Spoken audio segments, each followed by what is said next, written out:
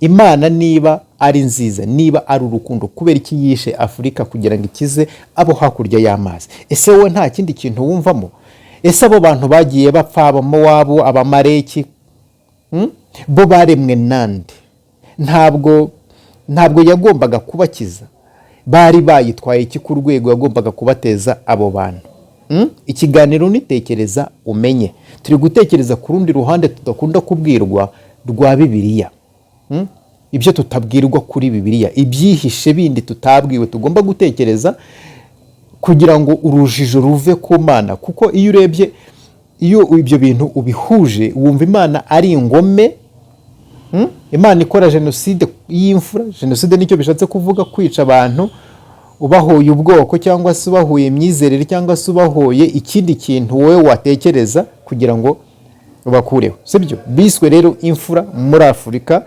Imfura zirapfa, abo basirikare barapfa, abo Mowabu barapfuye. Imana ngo ibari imbere ireba, kandi ngo izo ngabo z'Uwiteka zahagurutse nyuma y'imyaka 430 ziyobowe n'Uwiteka nizo zagiye zikora ibyo, ariko nazo ubwazo zarapfuye, kugeza ku rwego bamwe muri bo bavuze ngo ese ko no muri Afurika twapfaga, muri Egiputa twapfaga,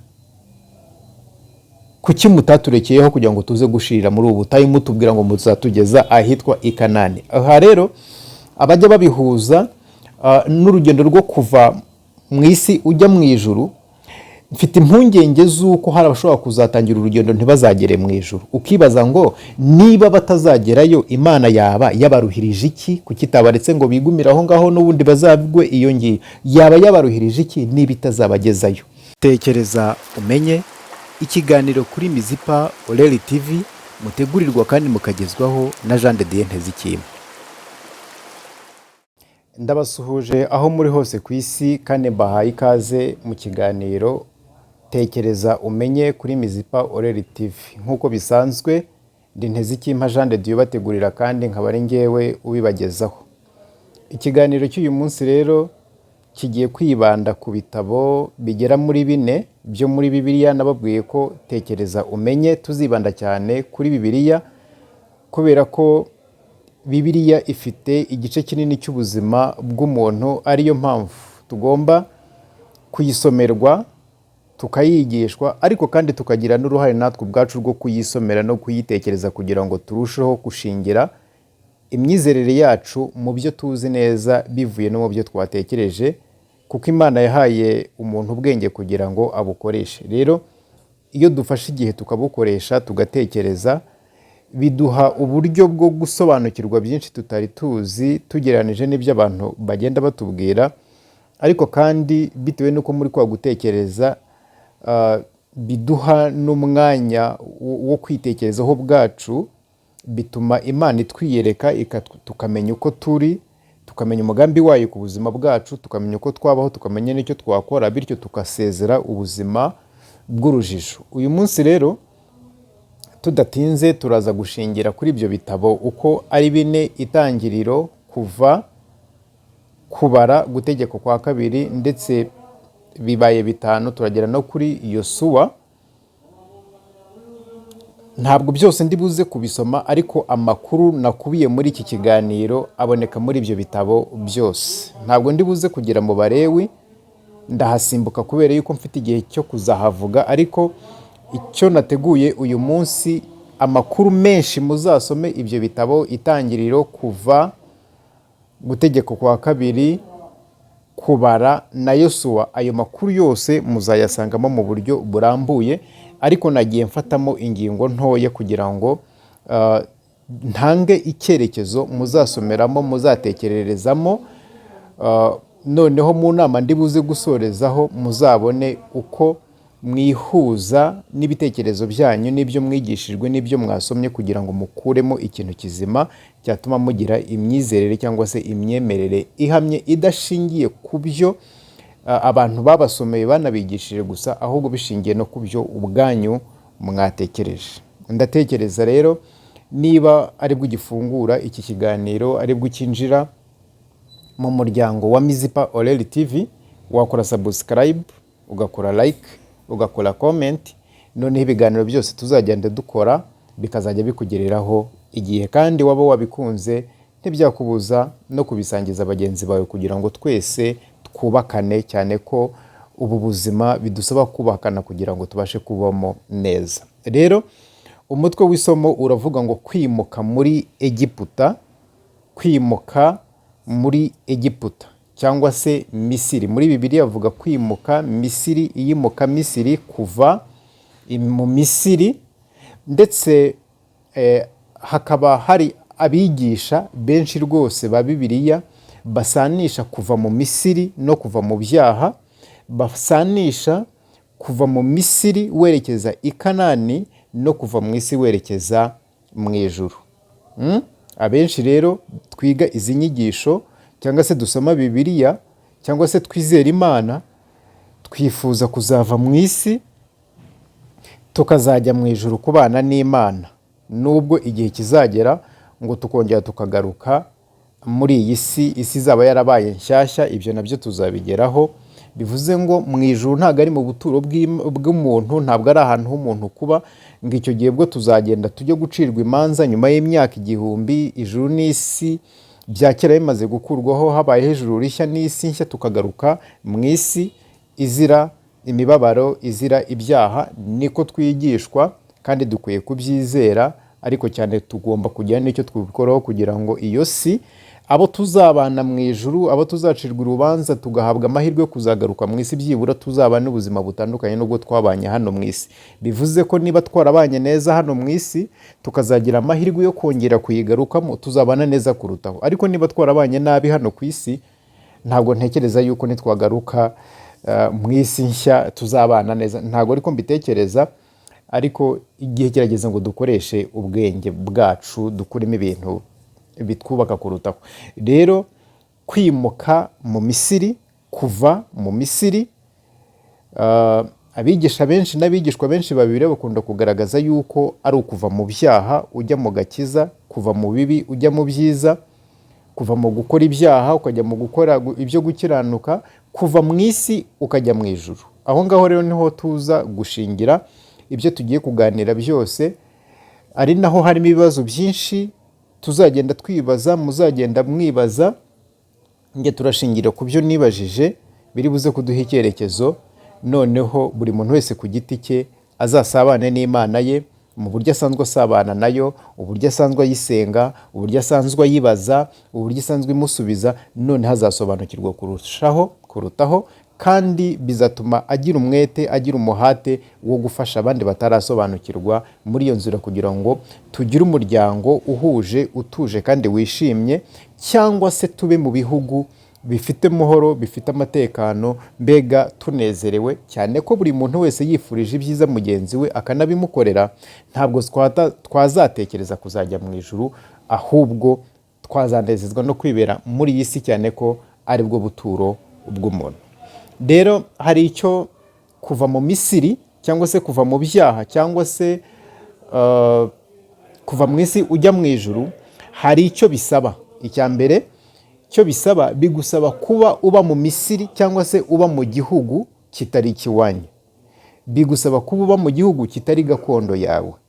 Abo tugiye kwishingikirizaho cyane ko Bibiliya ivuga ko ari n'ishyanga, havugwamo igihugu kimwe, havugwamo umuryango umwe, nabyo ari cyo gutekerezwaho, uburyo Imana ishobora gufata umuryango umwe muri ubwo buryo isi yose ikayigenderaho, nacyo ni ikindi, ku buryo ibihugu byose mu mico yabyo bigendera ku muco umwe, nabyo nibyo gutekerezwaho cyane. Tukajya imbere y'Imana tukayibaza, tukabisobanukirwa kugira ngo tube mu bintu tuzi. Rero bisaba kuba mu gihugu kitari gakondo yawe, kandi hari impamvu igomba kukujyanayo. Aba Bayisirayeli bo hari aho bavuye, usibye ko iyo ubisomye neza usanga ntaho bavuye, ntaho bagiye, kuko igihugu cyari kimwe. Ikibazo gusa yari inyanja irimo hagati. Ariko mbere y'uko dukomeza ibyo kugira ngo tubitekerezeho neza, umuntu agomba kwibaza ati se koko mu isi ntabwo ari iwacu? Ubundi kubera iki tugomba kuhava?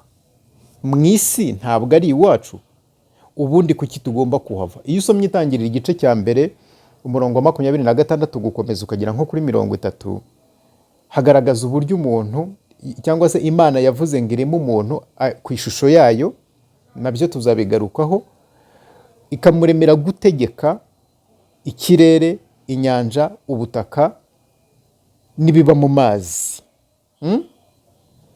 Turimo umuntu ase natwe bategeke, niko havuga. Ni ukuvuga ngo umuntu yaremewe gutegeka isi. Ese azayikurwamo ajye gutegeka ijuru, ajye gutegeka aho Imana iba, kandi yararemewe kuba mu isi? None kubera iki tuva mu isi? Ese mu isi si iwacu? Ntabwo twigize turemerwa kuba mu ijuru, ntitwaremewe kuba ahandi, ahubwo twaremewe kuba. Impamvu nyamukuru yo kuba, yo kuremwa, byari ukuba hano ku isi tugategeka. Kandi niyo ugiye mu gice cya kabiri cy'itangiriro bakubwira uburyo ngo Imana yakebye ingobyi ya Edeni ikayishyiramo uwo muntu. Ntabwo yigeze imujyana mu ijuru, yamushyize mu isi. Rero iyo usomye aya makuru yose bagereranya no kuva mu isi ujya mu ijuru, cyane ko ngo ijuru ryitwa i Kanani, ijuru ryitwa i Kanani, muri Egiputa hakitwa mu byaha. Naho harimo ikindi kintu umuntu ashobora kuba yatekerezwa. Ntabwo ndimo kurwanya ibyo mwize, ntabwo ndimo kurwanya ibyo mwigishijwe, ntabwo ndwanya ibyo mwasomye, ariko ndagira ngo turebere ku rundi ruhande noneho. Dutekereze, turebe ku rundi ruhande kugira ngo dufate ibintu mu mpande zombi, noneho tubeho turi abantu babisobanukiwe kurutaho. Rero ibi bitabo byose uhereye ku itangiriro havuga urugendo n'intambara bahuye nazo imyaka igera muri 40 mu rugendo rwo mu butayu, urugendo rw'imibabaro, intambara bahuye nazo. Ni ukuvuga ngo ni ingorane duhura nazo muri ubu buzima, cyane cyane iyo tuva mu bibi twerekeza mu byiza, iyo twahinduye uburyo twabagaho tukajya mu bundi. Niba twabaga mu buzima bw'ibyaha, nk'uko nyine dukunda kubivuga, ubuzima bw'ibyaha, hari n'ubwo ibyo byaha tunabivugaho, akenshi ushobora gusanga ibyo twebwe twita ibyaha atari nabyo Imana yita ibyaha. Iyo tuhinduye ubuzima rero tukajya mu byo twebwe twita ibyiza mu masosiyete yacu, ushobora no gusanga atari nabyo byiza ku Mana. N'intambara tugenda duhura nazo, izo ntambara zo nzazigarukaho. Rimwe na rimwe bijya bituma abantu basubira inyuma, bakongera kwisubira muri bwa buzima babayemo, ndetse abenshi banagereranya n'uko wakuhagira ingurube ikongera ikisubira mu byondo, kuko muri kamere yayo ari ukwibera mu byondo. Rero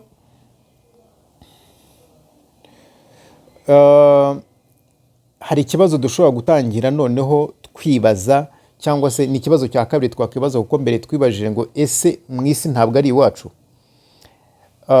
Kubera iki tuva mu isi? Noneho rero icya kabiri dushobora kuba twakibaza ngo ubundi aba Bayisirayeli barinda kuva muri Egiputa bahisanze bate?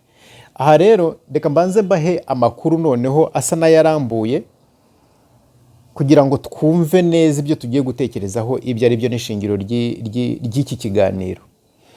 Amakuru avuga ko umugabo witwa Tera yabyaye umwana akamwita Aburahamu. Ubwo aya makuru atangira mu gice cya 12 cy'itangiriro, ndetse Imana ubwayo ngo ikaba yasanze Aburahamu ikamubwira ngo nave muri icyo gihugu cy'Abakarudaya, muri Uri y'Abakarudaya, ijye ahandi izamwereka ngo izamuherayo umugisha, azahinduka ubwoko bukomeye. Aburahamu rero yaragiye agenda n'umugore we Sara, bagenda bafite ikibazo cyo kubyara. Mu myaka igera mu 100 Aburahamu aza kubyara Isaka. Isaka namaze gukura aza kubyara Yakobo. Yakobo nawe aza kubyara abahungu babiri, Isaka yaje kubyara abahungu babiri, Esawu na Yakobo. Esawu ndetse amakuru anavuga ko ari nawe ngo ukomokwaho n'abafite uruhu rutandukanye n'urwacu, ubwo nabo mu gihugu, mu mugabane wo hakurya y'amazi za Aziya, abafite uruhu rutukura. Noneho Yakobo mu bigaragara, bitewe n'uko yari afite nyirarume hano i Midiyani muri Etiyopiya, ni muri bene wabo, birumvikana, bigaragara ko ashobora kuba ari nawe ukomokwaho, cyangwa se yaje muri bene wabo babirabura. Ni muri Afurika, birumvikana, twebwe dufite Afurika bivuga abafite uruhu rwirabura, nicyo ngicyo bishatse kuvuga. Aza kuba ari haba.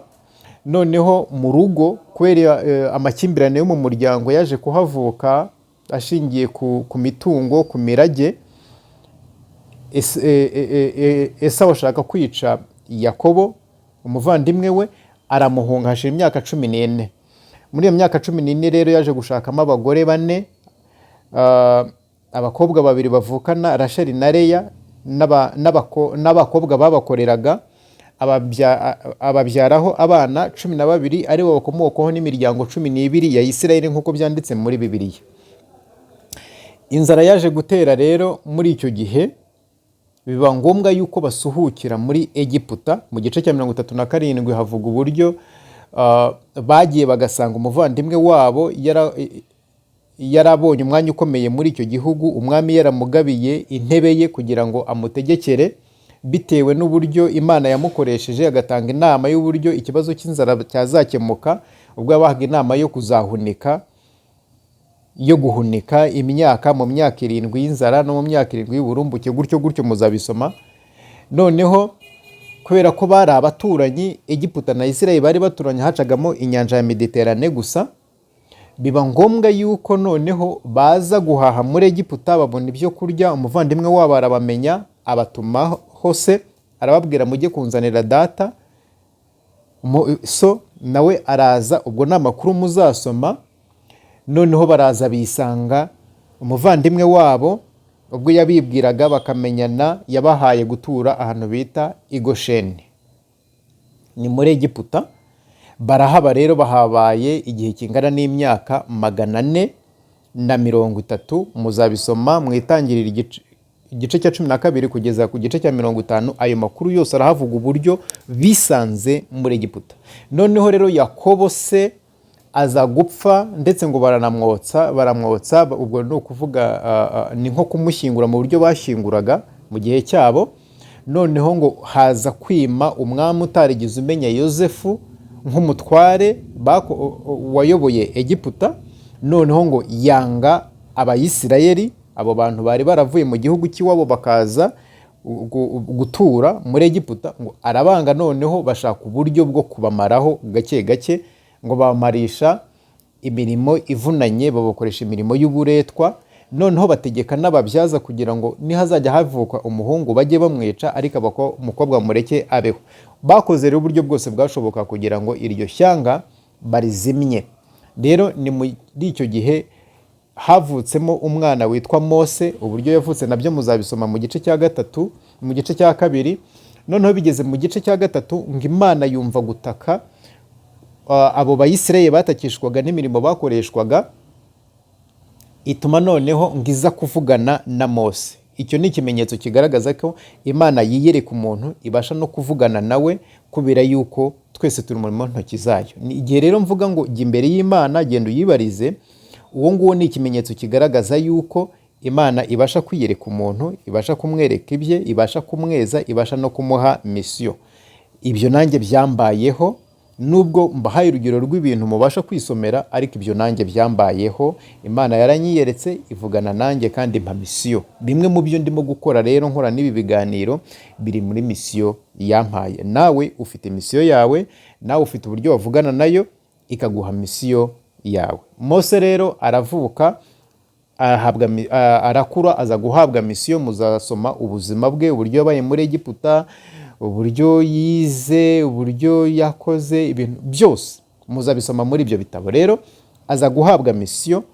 Iyo misiyo yari iyo guhagurutsa Abayisirayeli ibakura muri Egiputa.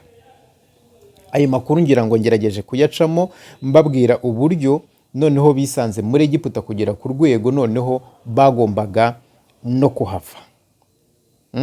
Dore uko byagenze rero, noneho bajya kuhava. Ushobora kumbaza ngo byagenze gute noneho bajya guhaguruka muri iyo myaka 430? Byagenze bite kugira ngo bajye guhaguruka? Hapfuye imfura zose, icyitwa imfura cyose, uhereye ku muntu kugera ku nyamaswa n'amatungo matoya, icyitwa imfura cyose cyarapfuye. Kugira ngo Abayisirayeli bakire, byasabye ko icyitwa imfura cyose gipfa. Dore ikibazo ushobora kuba wakibaza: nta bundi buryo Imana yagombaga gukoresha ikiza Abayisirayeli itarinze kwica Abanyegiputa, itarinze kwica Abanyafurika, kugira ngo ikize abo hakurya y'amazi magari? ushobora kumva rero imfura mu buryo busanzwe ukagira ngo wenda bari abantu bakeya bapfuye cyangwa se ni bikeya byagiye.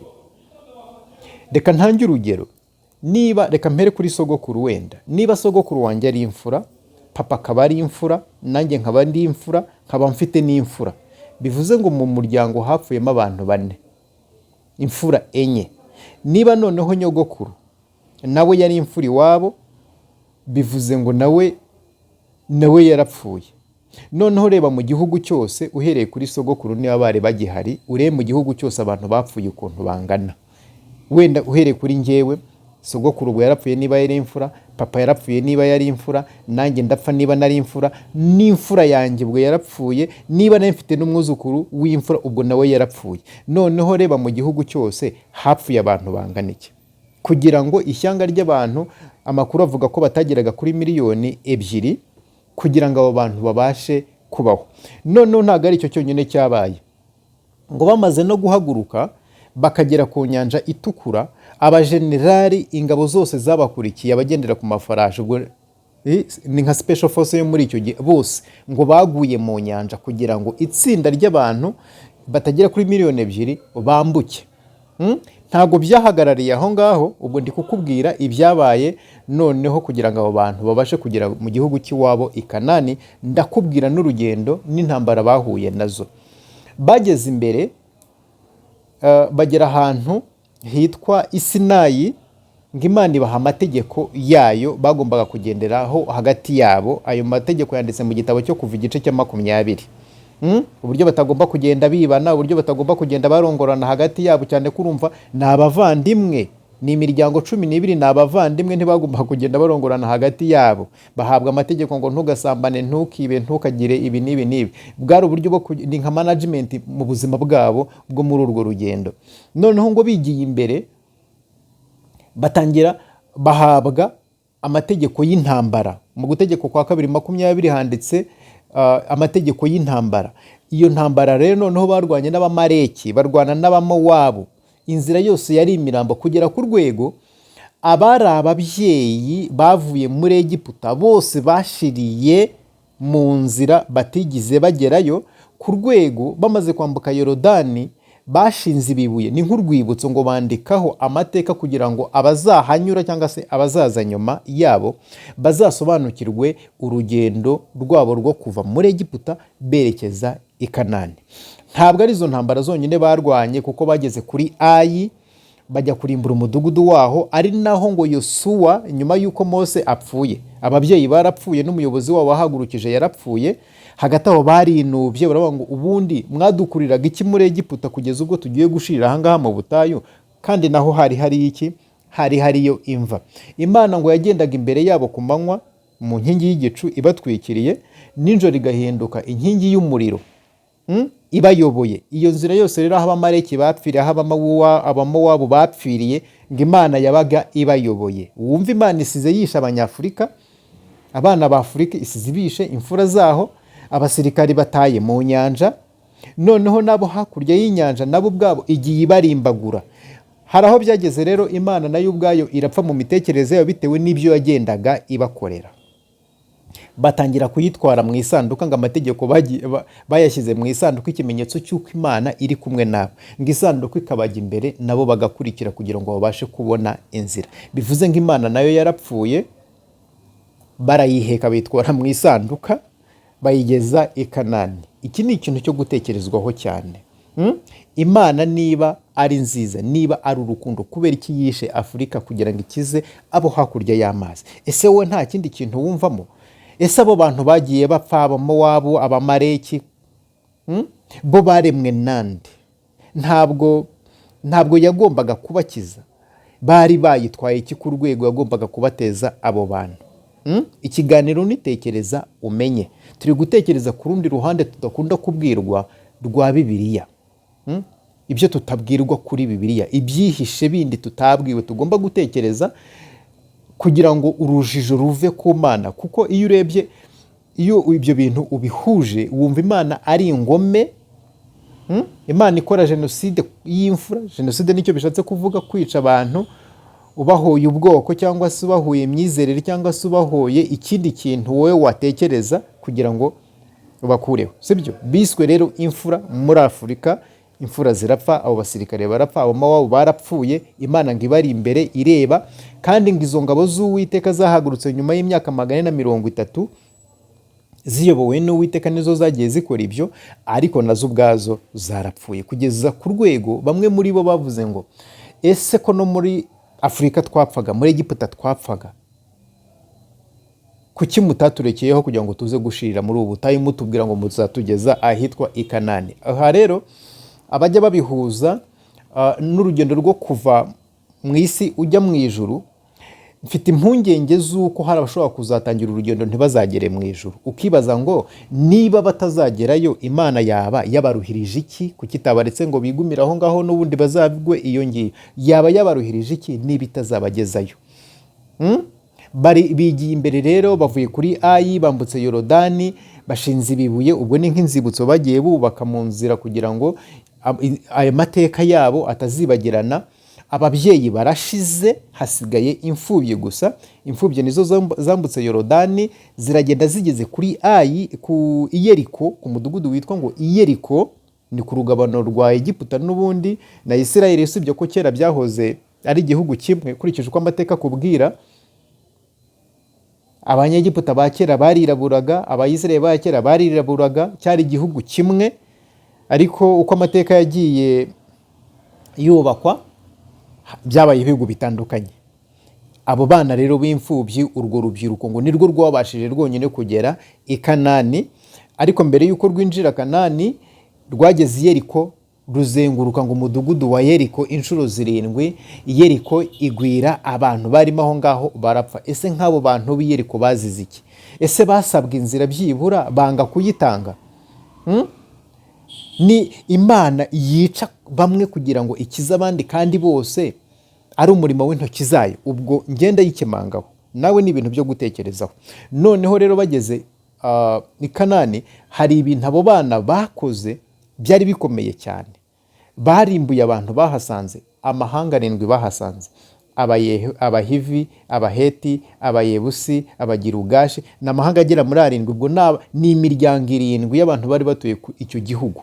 Bari barihingiye imizabibu, bari bariyororeye inka, bari barubatse, boroye inzuki. Icyo gihugu ngo cyagombaga kuba icy'amata n'ubuki, kugira ngo rero barye iyo mizabibu, barya ubwo buki, banywa ayo mata y'inka zitari izabo, imizabibu itari yabo, inzuki, imizinga itari yabo. Byasabye kurimbura ayo mahanga kugira ngo babashe kubona ubuturo, babashe kubona n'ibyo barya, bishimira icyo gihugu. Ese Imana irimbura abantu bamwe ikabasha gutuza abandi, ubwo nta kibazo yaba ifite? Kandi abo bantu barimbuwe bose, barimbuwe n'abantu Imana ihagarikiye, kandi bose ni Imana yabaremye. Ibintu abantu benshi batakora, Imana iba ari yibikora. Ese abo bantu sinzirakarengane? Izo nzira zose, abo Baheti, abo Bahivi, ubwo sinzirakarengane? Abo Bamowabu, ubwo sinzirakarengane? Abo bana b'imfura, ubwo sinzirakarengane? Iyo ugarutse inyuma usanga ngo ni Imana yanangiye umutima wa Farawo kugira ngo gatarekura Abayisirayeli, kugeza ku rwego noneho abo bana bose bapfa. Ubwo sinzirakarengane? None se ko haraho tubwirwa ngo Imana ntirenganya, abo ngabo bazize iki? Wowe unkurikiye, urimo kubitekereza, urumva abo bantu barazize iki? Ese Imana irarenganya? Aha rero niho ngera nkavuga ngo tekereza noneho umenye. Aya makuru yose mbibutse ko yanditse mu gitabo cyo Kuva, Itangiriro, Kuva, Gutegeka kwa 2, Yosuwa no Kubara. Ayo makuru yose uzayasangamo, uzasome witonze, noneho ibyo usoma ubitekerezeho. Nzi ko nubisoma ubitekerezaho neza, hari ikintu gishyashya bizabyara. None ushobora kwibaza ngo abantu bambutse inyanja nibo bari intungane? Uyu munsi sebwo kuba Bibiliya dusoma yaranditswe mu izina ryabo, nuko aribo ntungane? Ese Afurika, abantu bayituye, abantu bari bayituye, bavuye ntabwo ari Imana yabaremye? Ese yarabavumye?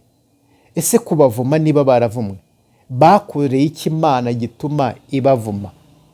Bakoreye iki Imana gituma ibarimbura muri ubwo buryo? Bakoreye iki Imana ku buryo mu myaka 430 bacumbikira abantu bakiturwa kwicwa muri ubwo buryo?